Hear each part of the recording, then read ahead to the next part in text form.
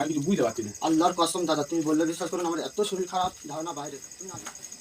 দাদা এটা একটু দেখো না, মালটা কেরম হয়েছে।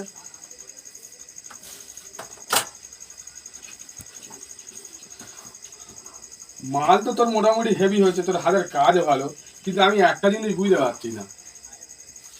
কি বলো তো? তুই আগের বারে আমার কাছে কাজে বসলি, 9টা থেকে আমি 9টার সময় কাজে বসেছি, সন্ধ্যে 6টা পর্যন্ত 20-25 পিস করে মাল মেরে দিতিস, ঠিক আছে? কিন্তু এই এখন তুই 16 পিস মাল ধরে তোর এখনো বন্ধ হচ্ছে না, আমি কিছু বুঝতে পারছি না। আল্লাহর কসম দাদা, তুমি বললে বিশ্বাস করুন, আমার এত শরীর খারাপ, ধারণা বাইরে। তুমি না বিশ্বাস করে আমি পাঞ্জাবিটা খুলতে, তুমি দেখো, সত্যি আমি মিথ্যা কথা বলিনি দাদা, খুব শরীরটা খারাপ। না বিশ্বাস করে দেখো, কথা খালি তাবিজ পানি নেবে দাদা। আর তোমার বললে বিশ্বাস করেন দাদা, তোমার যেটা বলো, তুমি যেটা বলো আমার মাল কম হচ্ছে, তুমি তাহলে আমার তাহলে তুমি বার করে দাও, আমি চলে যাই। কেন বলো তো? আমি রাতটা মাল করতে হবে, আমার শরীরটা খুব খারাপ। তুমি কি বলো? আমি থাকবো না, চলে যাবো, তুমি বলো। না না, তুই থাক। থাকে আমি আর যা তুমি মনে মনে করে একটা মেশিন বাড়তি পড়ে আছে, আমি 2-4 পিস ঝাড়াই করবো না। আমার বেশি টাকার দরকার না, আমার 7 দিনের টাকা হলে হবে। সপ্তাহে?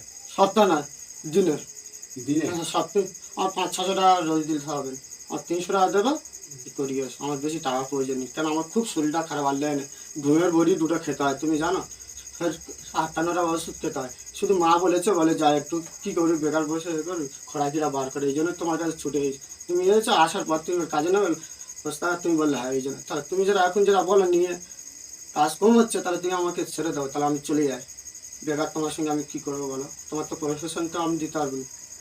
দেখো কি প্রোটেকশন? প্রোডাকশন